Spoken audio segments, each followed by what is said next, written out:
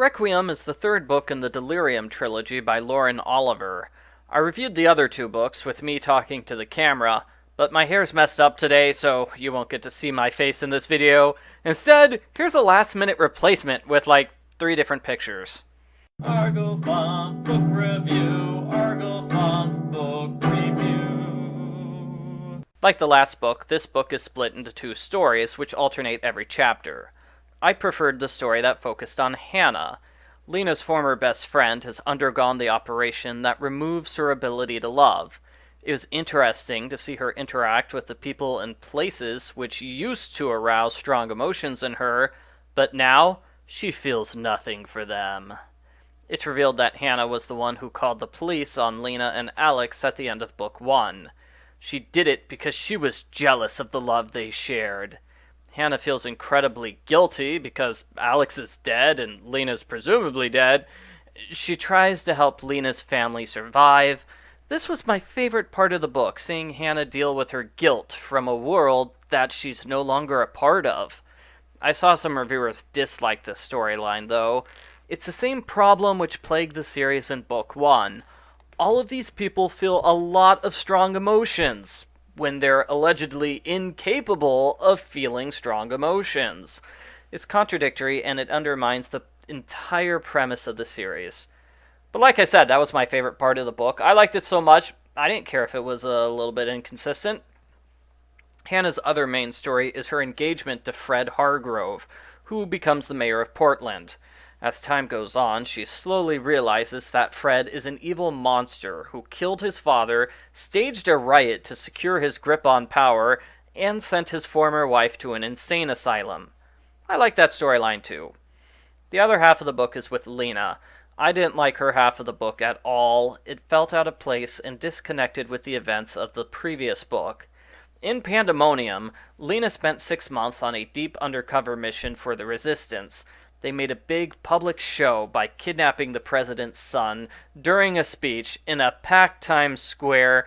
Later, he was sentenced to be executed. Lena kidnapped him again from a maximum security hospital.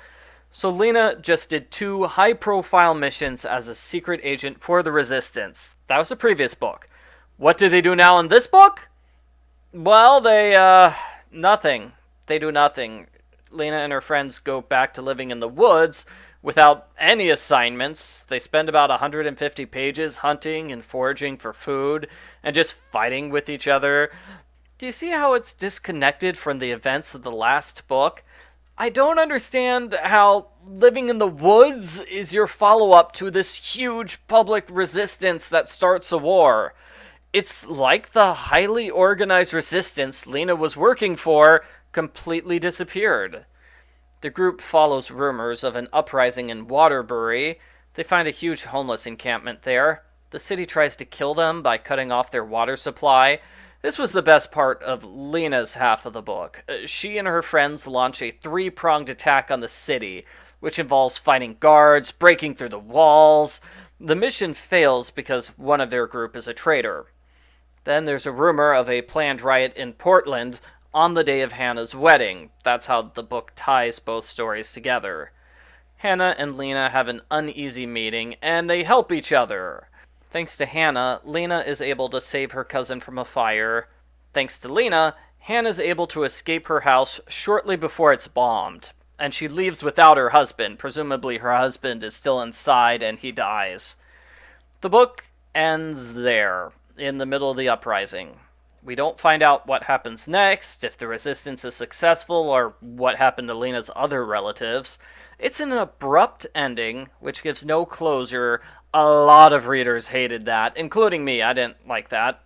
There is some closure to the romance, because it's a science fiction romance series.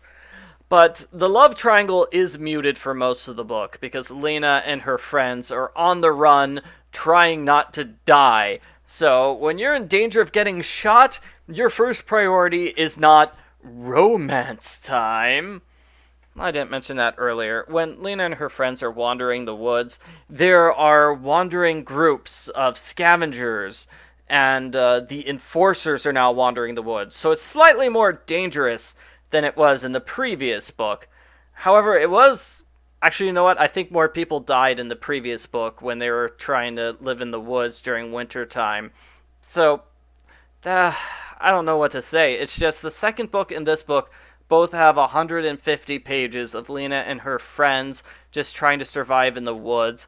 And that's not where all the interesting stuff is happening. All the interesting stuff is happening with the resistance in the actual war to bring love back to the United States of America.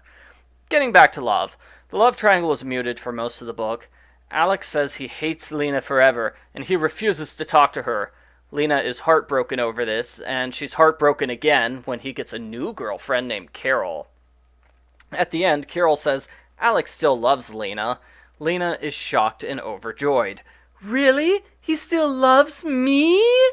She tells Alex she still loves him too, and it's indicated they'll get back together. That's pretty much the biggest part of the book which gets actual closure.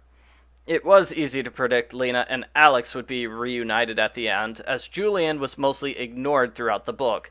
His main focus was trying to fit in with the group, not trying to start love drama. See, towards the start, Julian tries to kiss Lena, but she pushes him away, and that was a clear sign they weren't going to end up together.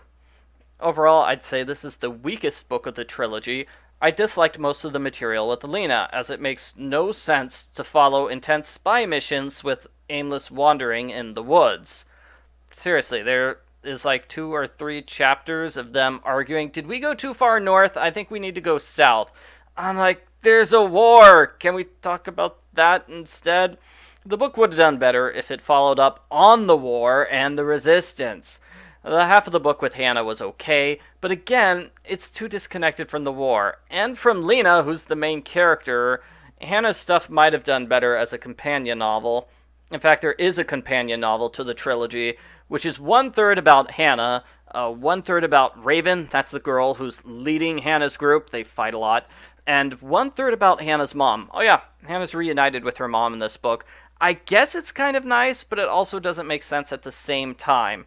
It was the problem we saw in the previous book, where, Mom sees Lena for the first time in like 15 years, and she says nothing, because, there's really no good explanation for why Mom didn't talk to her. Lena and Mom talk in this book, and Mom basically gives the explanation that, well, I love you so much, that's why I'm part of the resistance. Yeah, fine, that's great. But why didn't you actually talk to your daughter after seeing her for the first time in 15 years? That doesn't make any sense. Why are you pretending your daughter doesn't exist? I don't know why she did that throughout all of the second book. That's odd, and we don't really get a satisfying explanation for that, but it was kind of sweet to see Lena and her mother together. So that's everything I have to say about Requiem. My apologies if this review comes across as a little rushed, because I am in fact rushing up against a deadline. So, thank you very much for your patience on that front. Bye, everybody.